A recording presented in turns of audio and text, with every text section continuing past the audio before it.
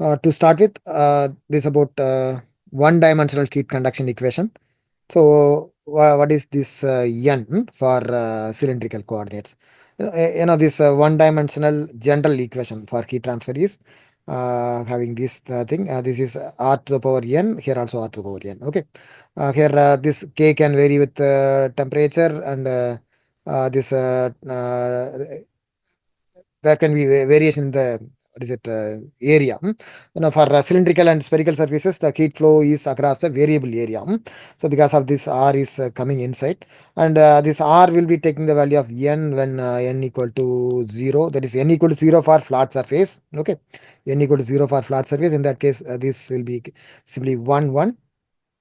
And if k is also a constant, not changing with temperature, then you can take this outside. No, so by that way will be normally we will be working, but rarely sometime this k is also given as a function of temperature. In that case, you have to bring it inside and do that thing. And G dot refers to heat generation per unit volume, or is watt per meter cube, meter cube. Watt per meter cube. You can also check for the units of these things also. Okay, this right hand side is the variation of temperature with time. Or is this a one-dimensional heat conduction equation with generation as well as unsteady. Here, this k can also vary with temperature. The general equation. Okay. N equal to 0 for flat and 1 for cylinder and 2 for sphere. And there is no such answer for 3. Okay.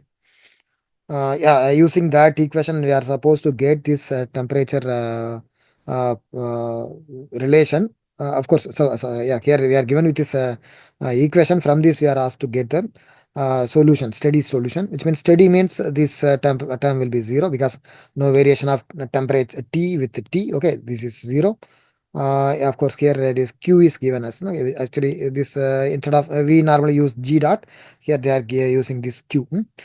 So don't confuse this Q with our heat flux.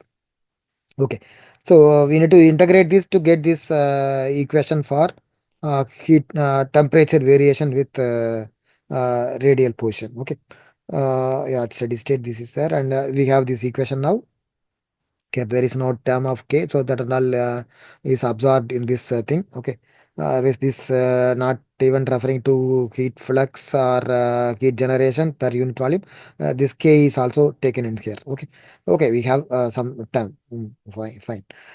Here, so rearranging, we have this, and upon integration, we have then one more integration because this is again getting temperature profile.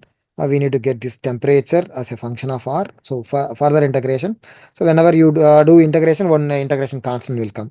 So here we have this thing. Upon integration, there is an integration constant.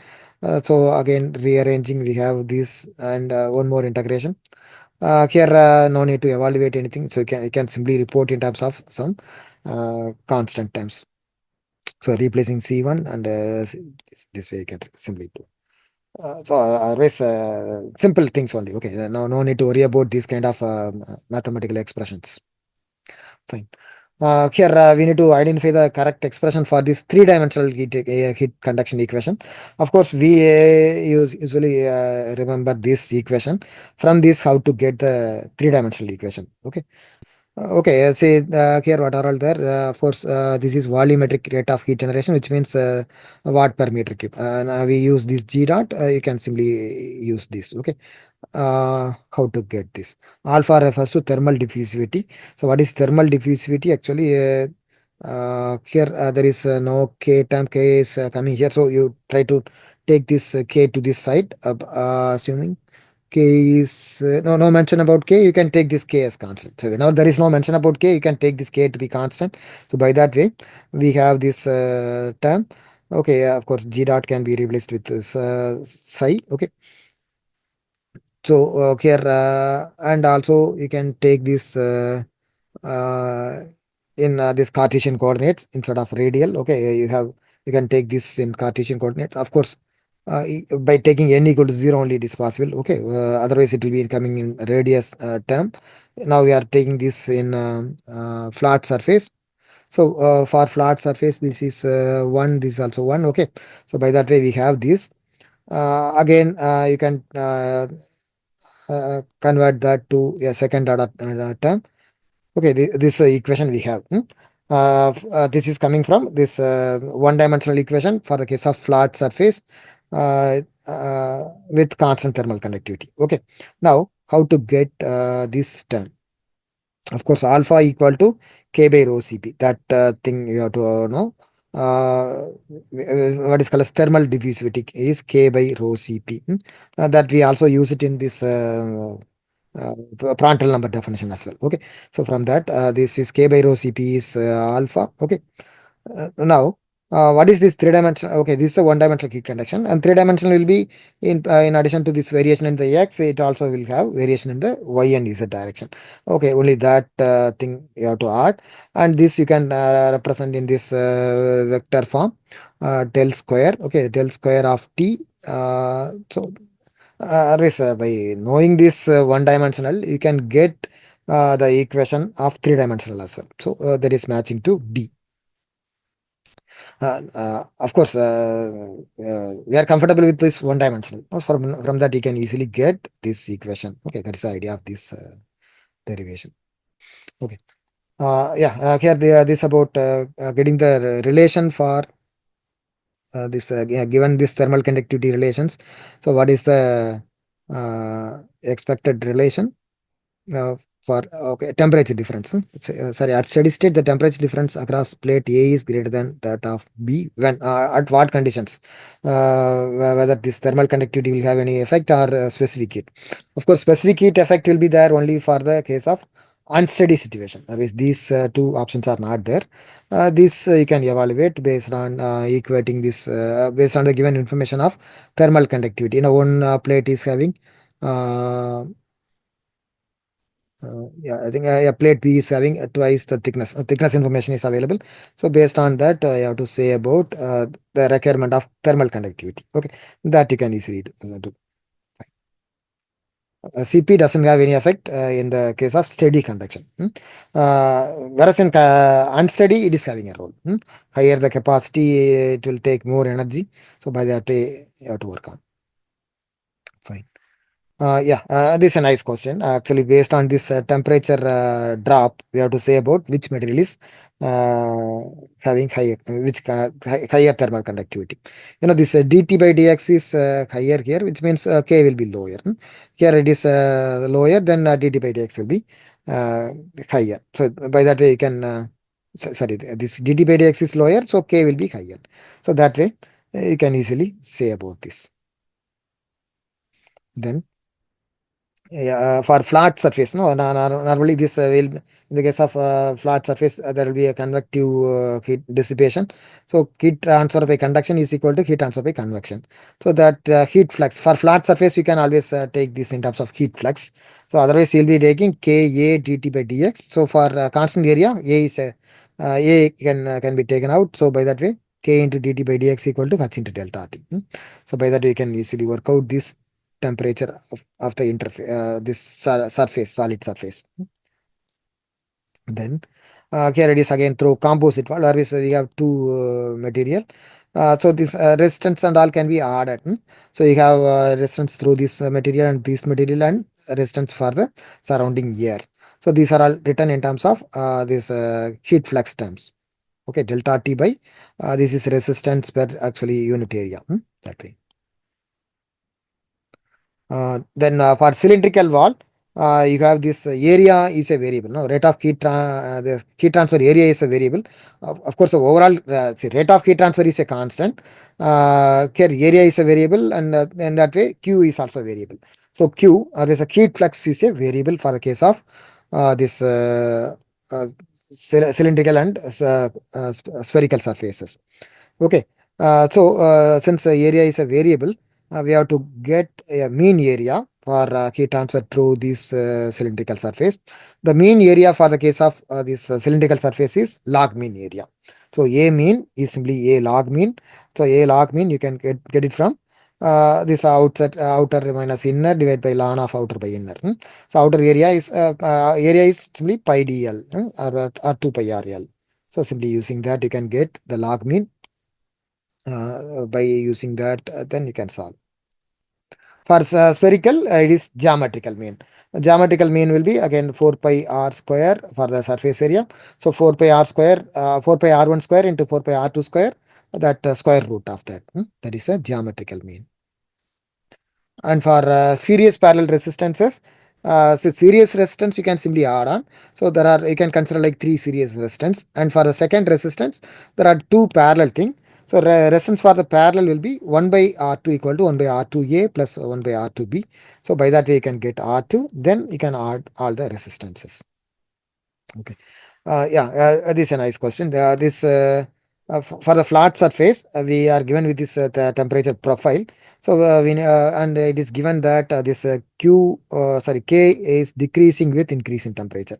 So for that, what is the possible temperature profile? Of course, these and these are having maxima or minima. These are all possible only for this is possible for heat generation. This is possible for heat consumption. So these two are not there possible.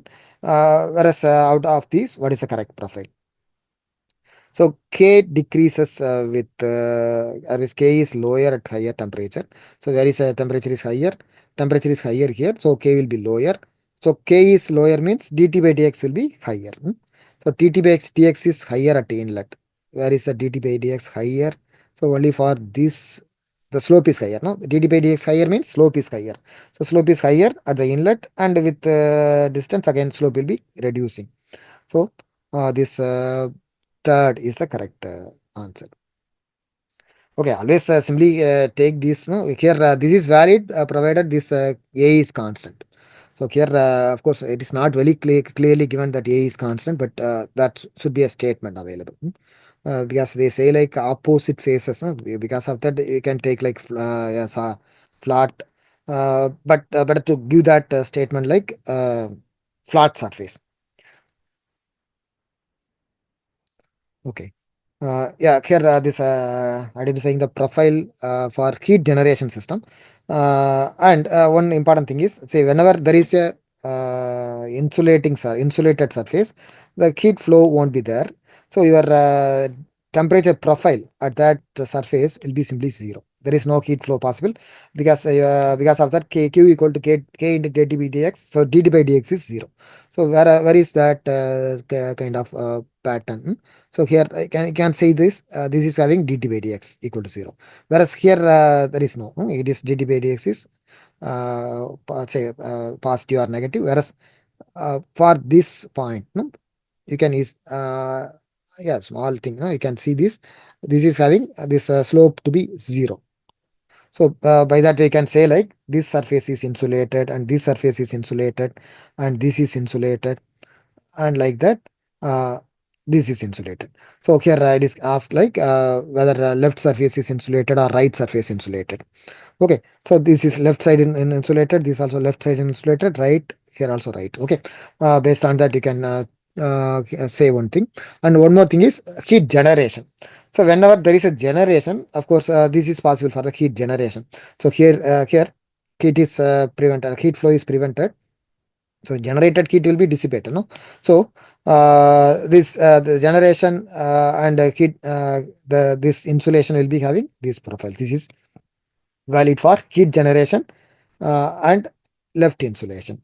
Like that, this is possible for this again this side insulated and heat is going from here. So this is also valid for heat generation. So always 3 is right surface insulated and heat generation. As like that, this 4 here, this also right surface insulated, and whenever there is a consumption, then only this insulated surface will be at the lowest temperature. Okay, so always heat is consuming means, okay, the heat will be coming from here, and this entire material is taking heat. Say like this material is like undergoing endothermic reaction, like that you can take like that. So by that way this material is taking heat, so this temperature will be reducing. Okay, so this is valid for heat consumption. As like that, I can also say for the other one, here this is left side insulated, as well as heat is consumed. So heat will come from here, this outside, no? So by this way, you can identify the correct profile. Yeah. This about time required for cooling versus shape of the objects. So this time required whenever this this is unsteady problem. Okay, so this what we are getting is time is proportional to V by A, for the given CP rho A and all. This is rho CP and H are constant. Okay, so what is the variables are V and A. So T is proportional to V by A. So higher the area, lower will be the time required. So which of the surface will be having higher area? This sphere is having lowest surface area per unit volume. No, that's what is happening for the case of raindrops. No, raindrops they try to take the minimum area, because of the they say like surface tension forces and also to because of that actually the area is minimum for spherical surface. So area minimum means time will be more for sphere. Here we need to say about that time smallest time for which of the object will be having smallest time. So sphere is going to take more time in comparison. Actually, cube is having more surface area. Cube is having more say this is T. This is A is lower for given V. Okay, that is one. Whereas T is say for sphere, actually A is higher for the given volume. Whereas the cylinder, it will be middle of that. Okay. Of course, cylinder, it again depends on the L by D. For the case of L by D equal to 1 also, it will be lesser. So, okay, in any case, it will be between these. Okay. So, cube is taking the lowest time. Yeah, this Biot number and temperature profile. Biot number is HL by K. This L by K, you can take it as a resistance, which is conductive resistance by convective resistance. It is given that it is lesser than 1. So, what is the meaning of that? The convective resistance is much higher than the conductive resistance. So, conductive resistance is not there means, okay, entire solid will be at the uniform temperature. So, there is no temperature variation in the solid. Whereas temperature variation in the fluid near the solid will be significant. So we need to identify the incorrect statement. So temperature drop in the solid is not there. This entire solid is of uniform temperature.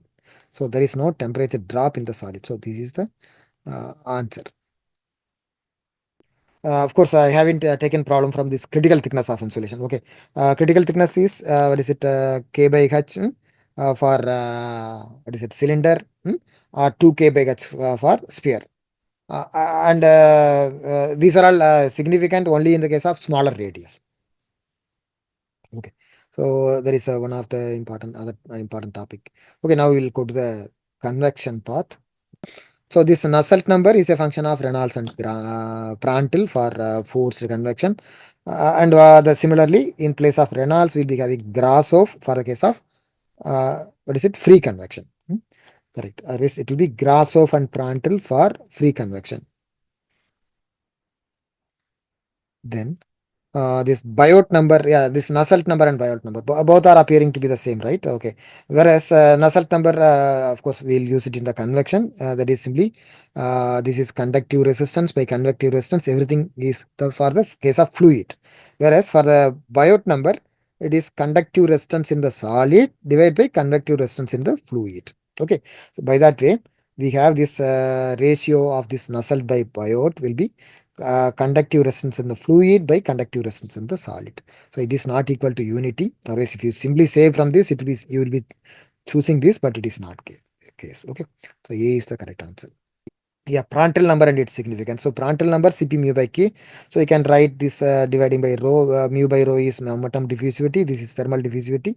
And lower the Prandtl number. This is applicable for liquid metals. Now liquid metals are having lower Prandtl number. So what is the meaning of this? So your Prandtl number is lesser than 1. So your this thermal diffusivity is higher. So if the thermal diffusivity is higher and this momentum, yeah, thermal diffusion, the diffusion of heat is also higher. So thickness of thermal boundary layer also will be higher. So if the thermal diffusion is higher, the heat diffusion from this solid surface also is higher. So by that way, directly associate. So higher the diffusivity, higher the thickness. Okay, that way you can take it. So liquid metals, they will be having higher thickness, higher thermal boundary layer thickness. So the nice examples are this liquid sodium, potassium, as well as mercury is naturally liquid. Right. This is again the thickness of the boundary layer. Okay, the similar one. Here thermal boundary layer. So because of the based on the fluid, you have to say. No, the gases approximately have a Prandtl number of one. Sometime for air they say like zero point 0.7, but approximately you can take it as one if there is no data. Whereas liquids are having Prandtl number greater than one. Liquid metals have Prandtl number much less than one. So it is given that thermal boundary layer is thicker. So the thermal boundary layer is thicker means okay, this is Prandtl number is lesser than one for liquid metals. So this thermal diffusivity is higher. Okay. So thermal boundary layer is also thicker. Fine. Based on that, you can also say about this entry length. Say this entry length. This again for liquid metal, you have to say about this entry length. Okay. This here this liquid metals are having Prandtl number lesser than one. So thermal diffusivity is higher. Okay.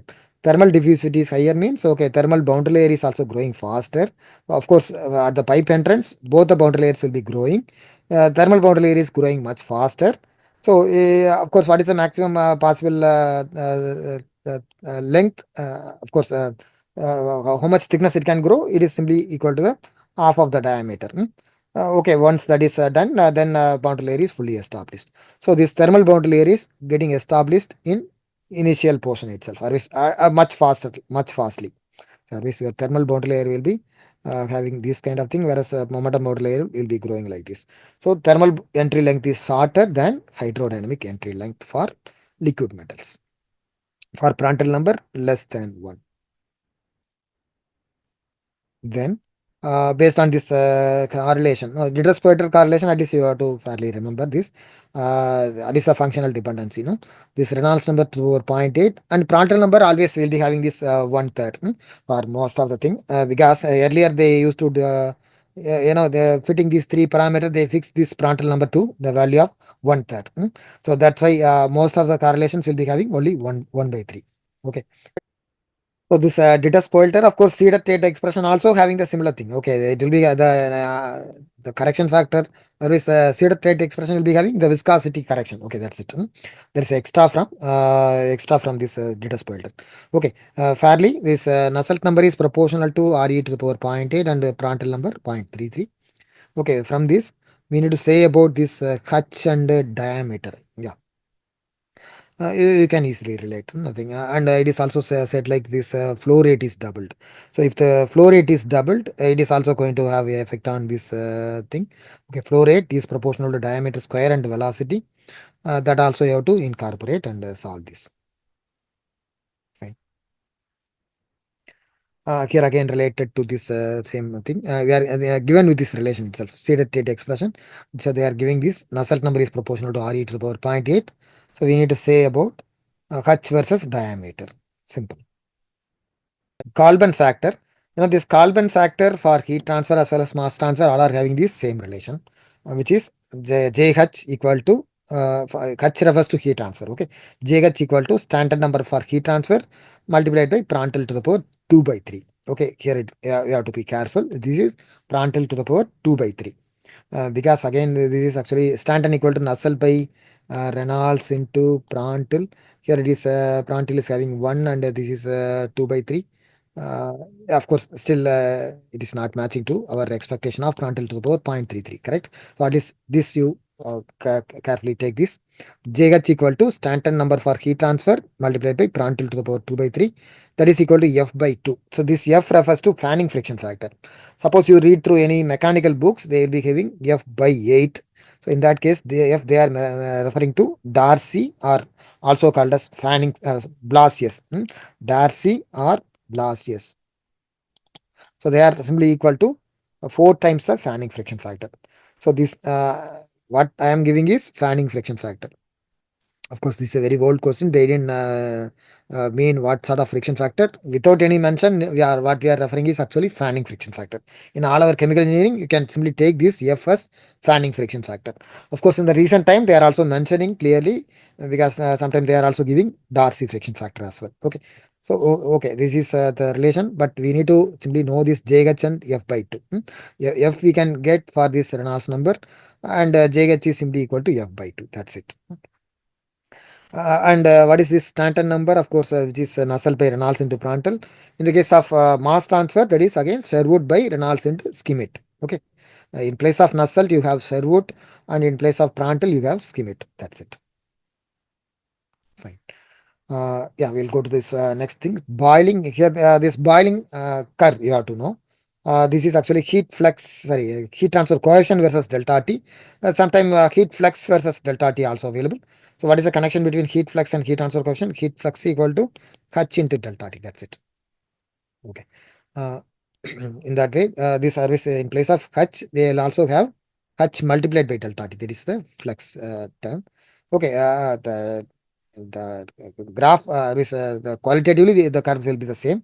Okay, initially we have this free convection happening, then bubbles are starting to form, and more intense bubbles are there. Because of that, this uh, heat transfer is much better here. And once the bubbles are formed in a large number, the bubbles will be again actually forming a film over this heating surface. So because of that, actually you will be having a stable film.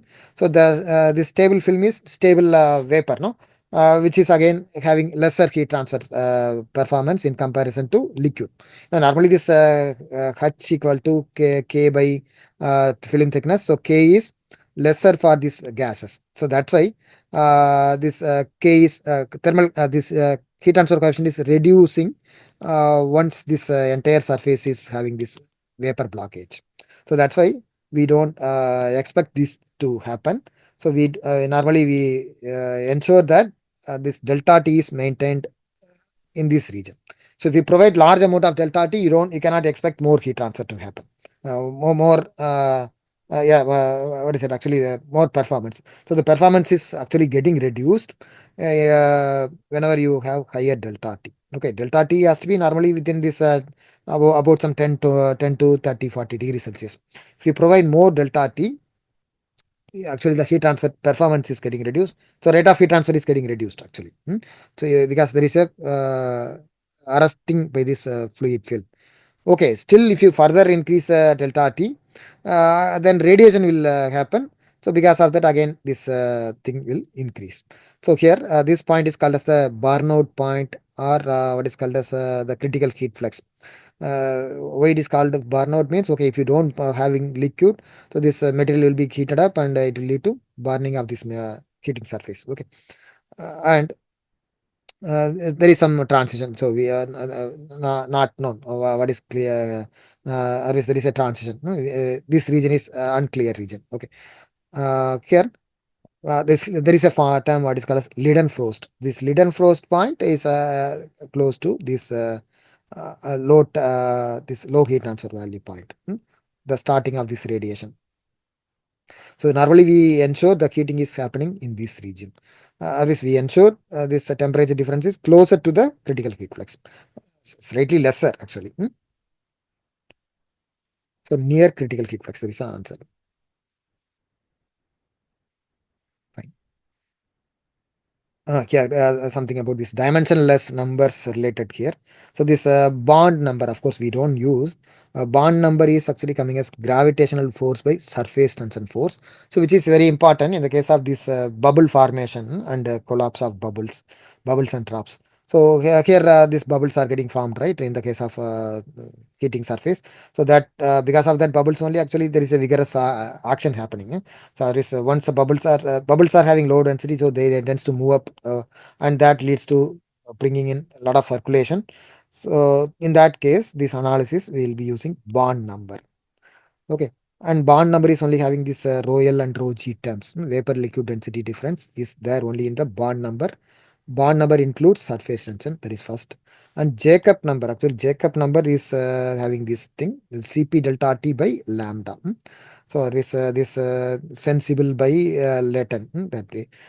So these are all the thing happening in this case of phase change applications. Okay, maybe in this condensation, at least in the boiling, because this bubble creation is important in the boiling, and this may be there for this useful for this condensation. Okay, here also it is applicable. Of course, latent heat is also supplied. Okay, and the Prandtl buyout number, you know that these and all you can easily say these are all not possible.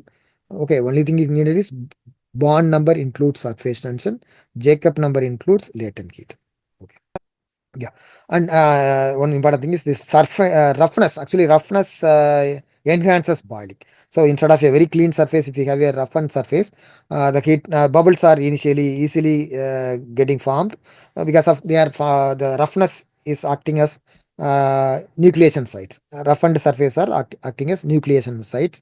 So thereby a lot of bubbles are easily getting formed, and that leads to increasing the heat transfer. So if the smooth surface, so boiling is enhanced with rough surface. And so in that case, delta T will be lesser. So even with lower delta T, the performance will be much better. Whereas with a smooth surface, you need to provide delta T of higher delta T. So then only the heat transfer will be higher.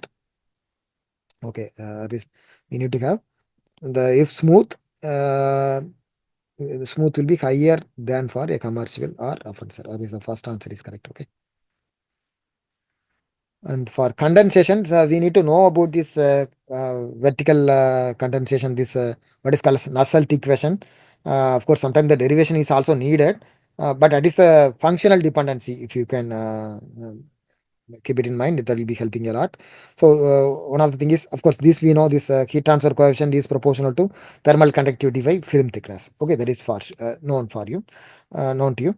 And film thickness is actually growing with the this distance from the top in this way. Thickness is film thickness is proportional to x to the power 1 by 4.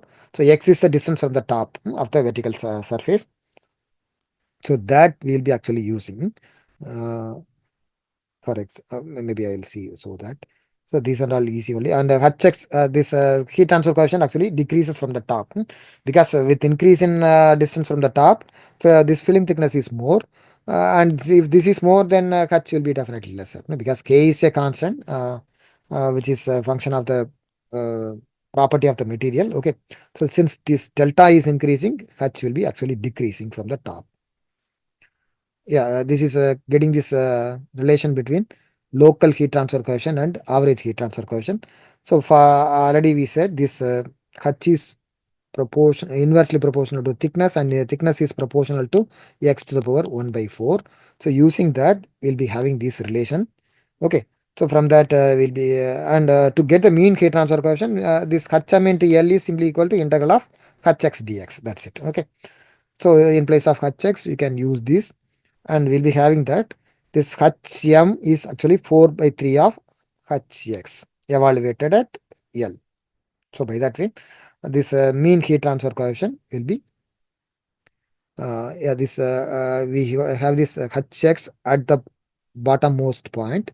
That is the local heat transfer coefficient at a distance of 50 centimeter from the top is available. What is the mean heat transfer coefficient? So mean will be definitely higher than this because this is at the bottommost point. That will be the lowest heat transfer coefficient, and the top will be definitely higher. So among these two, you have to choose. We are coming to getting this as well because of 4 by 3 answer. 4 by 3 of this Hx at L. And as like that, even the temperature dependency and H.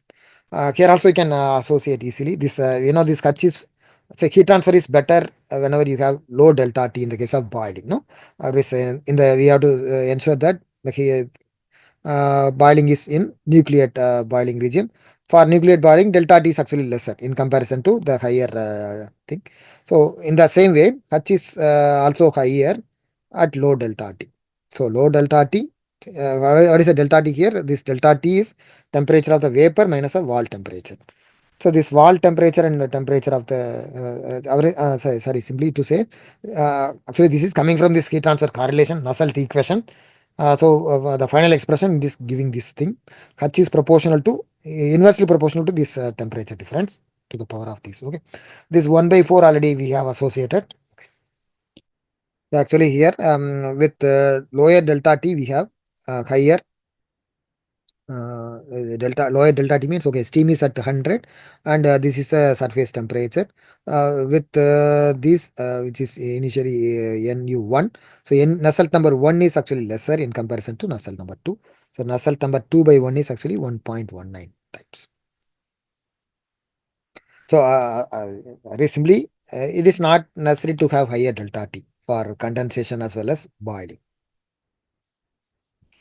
And you know this dropwise condensation is having higher heat transfer coefficient, roughly about some 3-4 times. But dropwise condensation you cannot easily maintain. What is how this dropwise condensation will occur? Or is, the surface should be very smooth. So as and when the condensate is getting formed, it has to leave from the surface. Only then the dropwise condensation will happen. Otherwise, the condensate will be forming a film. So that is actually reducing the performance.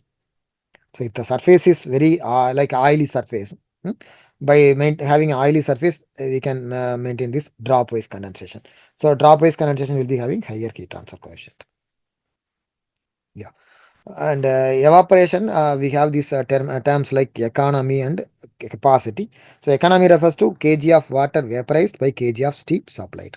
So with multiple effect, we will be having a higher economy. Economy, say for example, 3 effect means it will be closer to some, it will be higher than 2.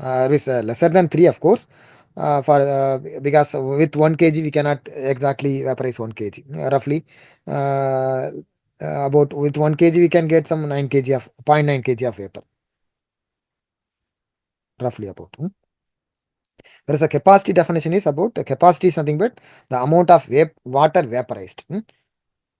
There is that these two terms, capacity and economy. Then multiple effect. The advantage with multiple effect is this economy is more. So with 1 kg of steam, we can generate we can remove as many kg of vapor equal to as many effects. So the 2 kg of vapor also we can remove with two in a two effect, double effect. Of course, closer to two. And what about these other terms? No? Total heat transfer area, of course, with multiple effect, we are providing more heat transfer area. This is not the case.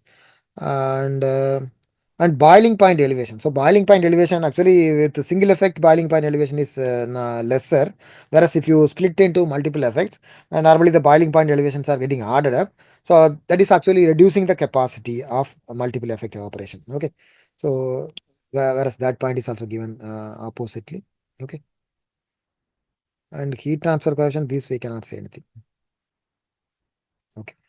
Yeah, backward feed and forward feed arrangement. So here this numbering of these effects are always based on the effect to which steam is introduced.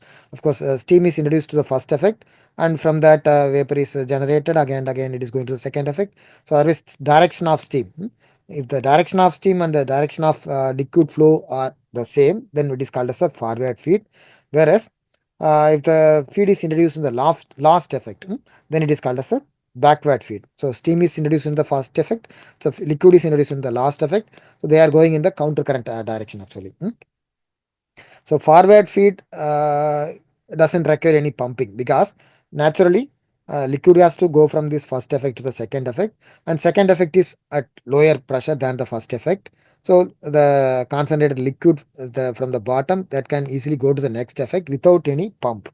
Whereas in the backward feed, of course, we have to the liquid is introduced in the last effect, and the previous effect is at a higher pressure. So that means you have to pump the liquid. So with backward feed arrangement, you have to have a pumping arrangement for the liquid. But the advantage, there is also advantage with backward feed. In what way? Because uh, uh, the in the first effect, what is the first effect? Actually, the concentrated liquid is now in the first effect. Or steam is feed is introduced in the last effect. So it is going to the say assume there are two or three effects. So third effect it is introduced, and second effect it is coming, and first effect it is coming. The first effect only you are setting the steam. So steam is at a higher temperature. Okay, this high temperature steam and thicker liquid are there in the first effect. So because of that, you can expect it is a better performance. Whereas if you have this forward feed arrangement, the last effect is thicker liquid, and it is also at lower temperature. So lower temperature and thick liquid, actually the performance will be getting reduced. Whereas thick liquid and high temperature. So because of that, actually the performance of every effect will be nearly equal. Okay, race with backward feed, the thick liquid, since the thick liquid is at a high temperature, what is the advantage? What is the need for high temperature? This heat transfer coefficient is a function of this velocity as of course viscosity. Lower the viscosity, higher will be the heat transfer coefficient. Okay, because your H is proportional to dV rho by mu. So viscosity, if it is lower, H will be higher, correct? So we can play with the viscosity of the liquid. Viscosity, of course, it is a function of temperature. So higher the temperature, normally the viscosity will be lesser. That is for the liquids. No? So because of that, high temperature liquid, so low viscosity liquid, so low viscosity, which is going to improve the performance of this first effect. With backward feed, thicker liquid is at high temperature. Because of that, uh, the performance is nearly the same in every effect. Whereas the forward feed, with the direction of with increase in the effect, the lowest effect will be thicker as well as low temperature. So the performance of that effect will be actually poor. Okay, the other points you can go through. Okay. Then this heat exchangers. Yeah, here this there are terminology like overall heat transfer coefficient based on outer area or inner area. So this Q is simply U into A, UA delta T. Of course, this since the area is a variable, no, inside and outside area are different. So accordingly, U also will say like U based on inside area or outside area. So UI AI equal to delta T, as well as U naught A naught equal to delta T. So given this UI, you can also get U naught. That's what is done here. Then, yeah, this LMTD case for this kind of stirred vessel, stirred vessel or jacketed vessel. This entire vessel content will be at the uniform temperature. There is nothing but the exit temperature. So the fluid is introduced at this 50 and it is leaving at 30. So entire vessel will be at the leaving temperature. So that's why you'll be having this kind of profile. Whereas if you see this, if you try to make this in length versus distance, you'll see that the entire length of this vessel will be at the uniform temperature.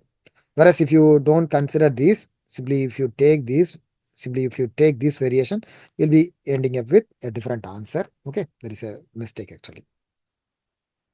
Yeah, identification of this temperature profile. So whenever there is a phase change, you'll be having a flat temperature. Okay, the temperature will be remaining constant during phase change, and this is definitely a condensing thing.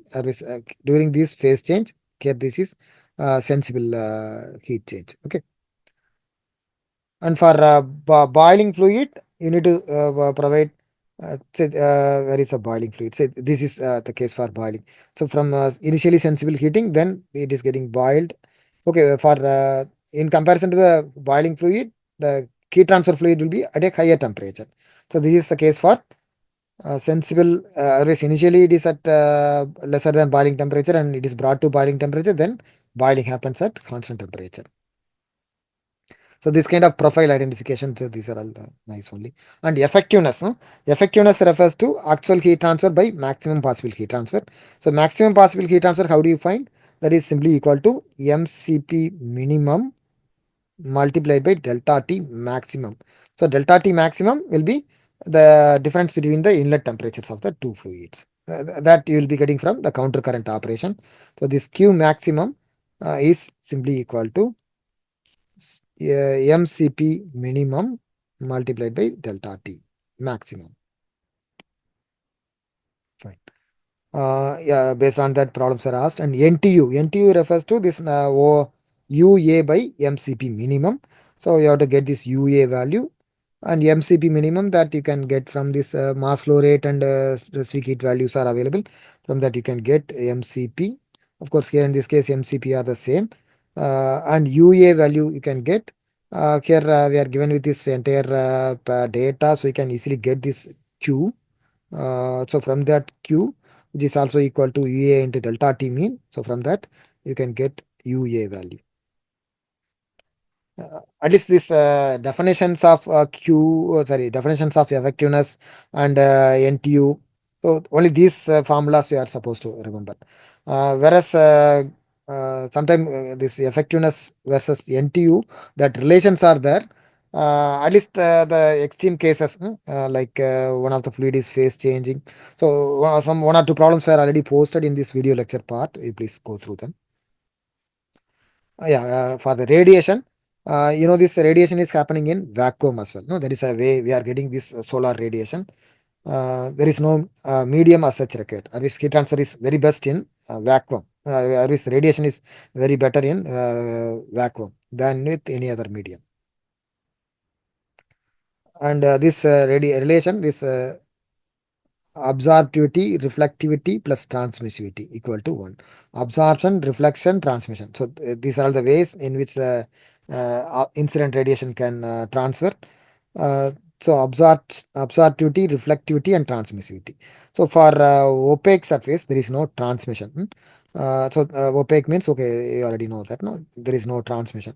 So tau will be 0, and we are given with this 50% absorption. So what is the other case? So that you can answer. For a ideal black body, absorptivity equal to 1, as well as emissivity is also equal to 1. Absorptivity and emissivity, what is it? Alpha equal to emissivity, that is equal to 1. And there is one definition of gray body. Gray body, this absorptivity, absorptivity and emissivity are the same, but it is not equal to 1. If it is equal to 1, it is called as black body, whereas for any body, that is absorptivity and emissivity are the same for any wavelength. Of course, normally this wavelength is also a function of this radiation, right? Or this radiation is also a function of wavelength. Whereas for a gray body, this absorptivity and emissivity are not changing with wavelength of radiation. This view factor problems. This summation rule for any surface, whatever the surface is involved. This F, so radiation leaving this 2 and incident on 1, and radiation leaving on 2 and getting incident on 1, incident on 2 itself. So we need to get this F22. So F21 plus 22 equal to 1. So this is only two surfaces are there. And for this flat surface, this self radiation is 0, or is a fraction of radiation leaving 1 and again getting reaching 1. So F leaving and again F reaching. F11 is actually 0, because whatever radiation leaving 1 cannot come back. So it is valid for flat as well as uh, concave, convex surfaces. So for flat as well as convex surfaces, if they are emitting radiation, the self radiation factor is simply equal to 0. So F11 is 0. So in that case, F12 will be simply equal to 1. So we know the summation rule, F11 plus F12 equal to 1. So F11 is equal to 0 for flat and this convex surfaces. Okay, from that F12 equal to 1, and then one more rule, what is called as reciprocity rule. So this is A1 multiplied by F12. So this 1 again 1. A1 F12, that is equal to A2 F21. So by that way you can relate and you are getting actually F21. Once you are getting F21, F22 can be obtained. So this view factor based problems, it is a common question. Okay. This one radiative heat flux. Radiative heat flux as such is simply a function of the absolute temperature of the body. And sometimes emissivity data will be there. Okay. And sigma value is normally given. Otherwise also 567 10 power minus 8. Okay. 5.67 10 power minus 8. That we can easily take it as. And radiative heat transfer coefficient. So sometime suppose you want to get this radiative heat transfer coefficient. What is the need for that? Suppose there is a solid surface from which heat dissipation is happening by convection as well as radiation. So in that case, to get the temperature, sometime normally we are comfortable in terms of delta T, whereas this radiation is involving in terms of temperature to the power 4 times. So this you can convert in terms of this time. Okay. So what we need is simply a H value. So this is heat flux by radiation. There is a heat exchange by radiation. This is also heat exchange by radiation. Here we say like HR, radiative heat transfer coefficient.